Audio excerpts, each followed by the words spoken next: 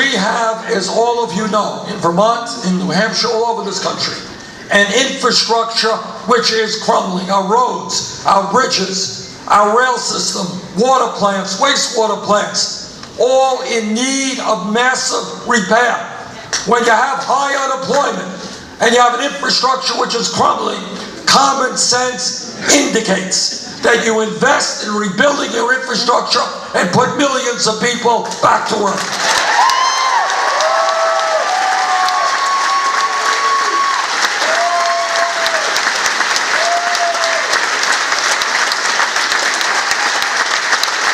Legislation that I have introduced, $1 trillion, 5 years for the infrastructure, creates up to 13 million decent paying jobs.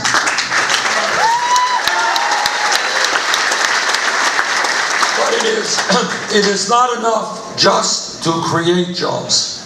We also have to stop the loss of millions of jobs as a result of our disastrous trade policies.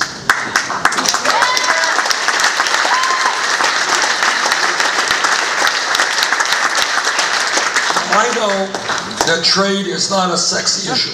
Doesn't get discussed by the media much. Enormously important. Since 2001, in this country, we have lost 60,000 factories. 60,000 factories. Young people don't know that there was once a time when you could walk into a store and actually buy a product made in the United States of America, not in China.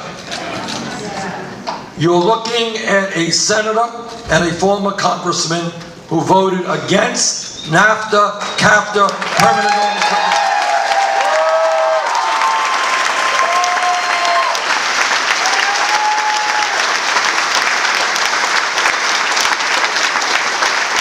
And a senator who will help lead the opposition against this disastrous TPP.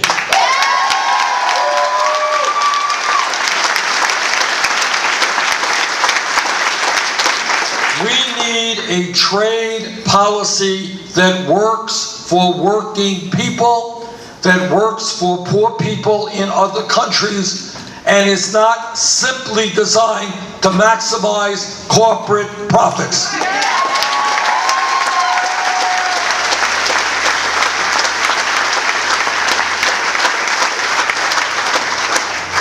When we use words like greed, recklessness, arrogance, dishonesty, these are just a few of the adjectives used to describe Wall Street.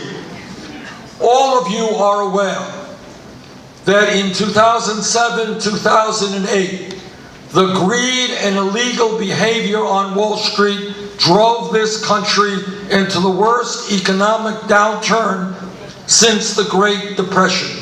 Millions of people lost their jobs, lost their homes, and lost their life savings because of this greed and illegal behavior. We need a financial system which provides affordable loans to small and medium businesses so they can create decent paying jobs.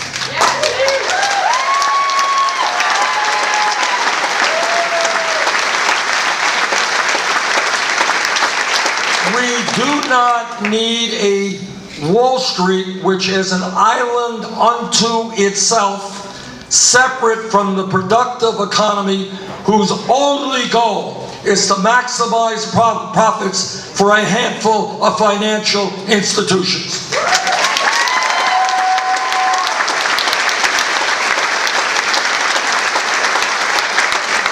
Not only do we have to bring back Glass-Steagall legislation, but more importantly, in my view, if a financial institution is too big to fail, it is too big to exist. Let's move forward.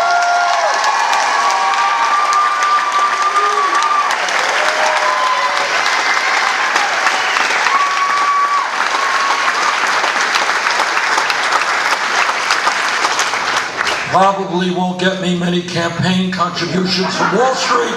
What the heck?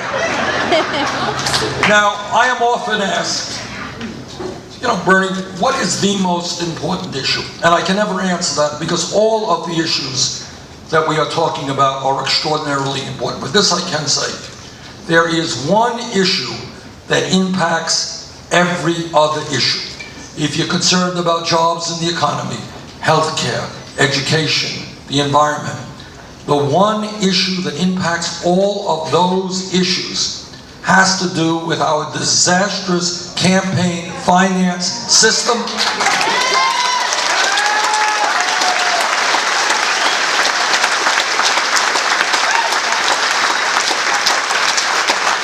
And let me be as blunt as I can be. If I haven't been blunt enough, if I've been kind of wishy-washy tonight, let me be even more blunt.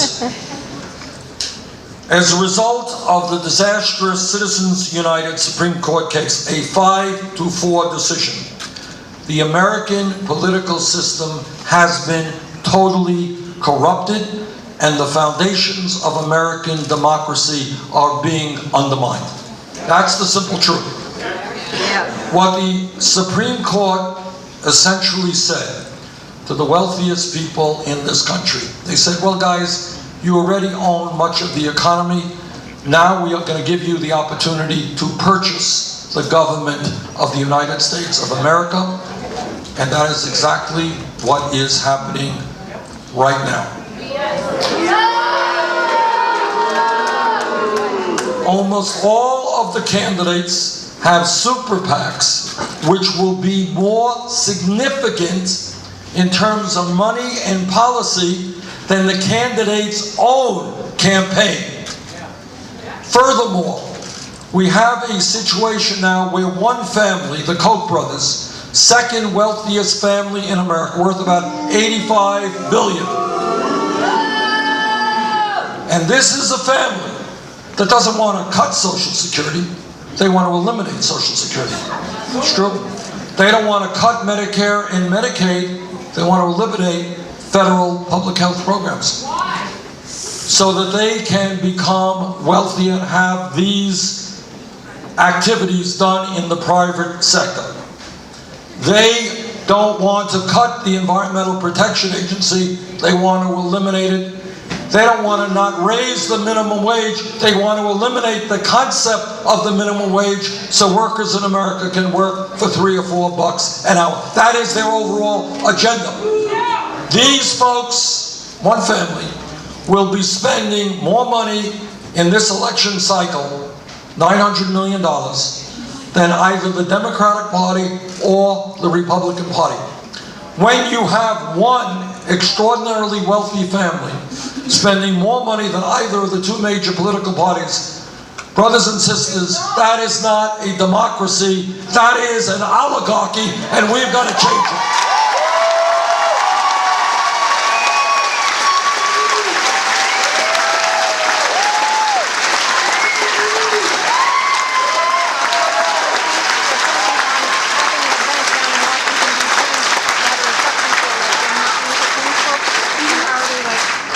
I want to see this country have the most vibrant democracy in the world.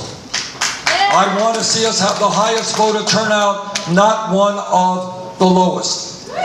Now, I've not made many campaign promises so far during this campaign, but let me repeat one that I have made. And that is, no nominee of mine to the United States Supreme Court will have his or her name go to the Senate for confirmation unless they are absolutely clear and loud to say that one of their first orders of business will be to overturn this disastrous Citizens United.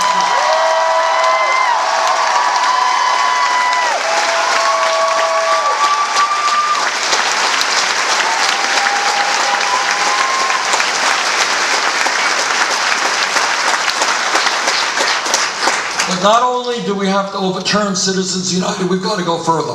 I want anybody in America, conservative, progressive, moderate, whatever, who wants to run for political office to be able to do so without begging wealthy people for campaign contributions.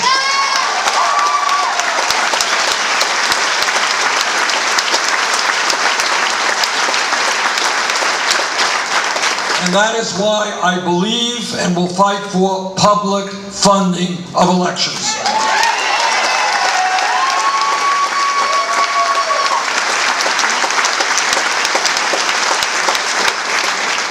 When we talk about our responsibilities as Americans, as adults, as parents, as citizens, I cannot think of anything more important than leaving this planet to our kids and our grandchildren in a way that is habitable.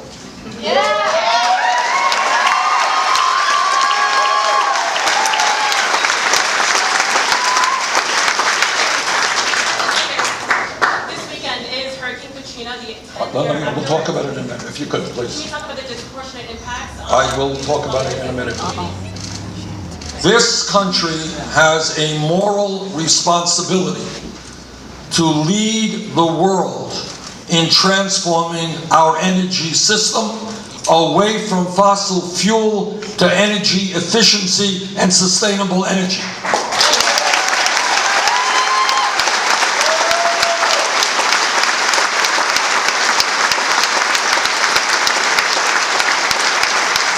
What the scientific community has told us, by the way, that we have a pretty short window of opportunity to make these changes.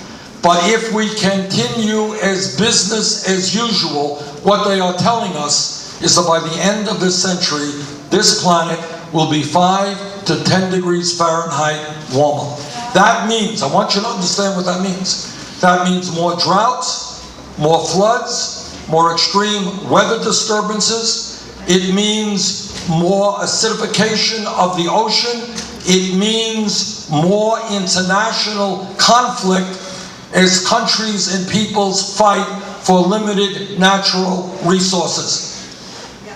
We must be aggressive and lead the world working with China and Russia and India in transforming our energy system on behalf of our kids and our grandchildren.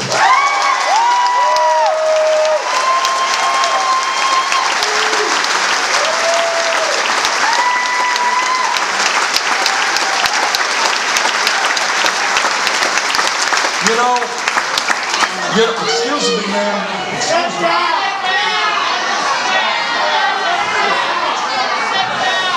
When we, I don't know how far that's going to do this. Here's the answer. When we talk about climate change, I want you to understand something. Obviously, I am one of the most progressive members of the United States Senate, and my views are different than are my Republican colleagues. We disagree on everything, that's fair enough.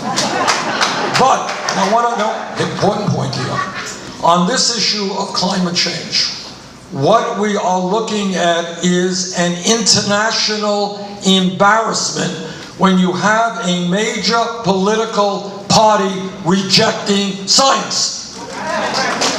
We have there are virtually no Republican candidates for president who even acknowledge the human causation of climate change. And I'll tell you why that's so. It's not because Republicans can't read the science. It gets back to the issue of campaign finance. And what Republicans know, that if they speak up and say, you know what, we've got to address climate change, their campaign contributions from the Koch brothers and big energy will be cut. In my view, these Republicans should worry more about their kids and their grandchildren and the future of this planet than their campaign contributors.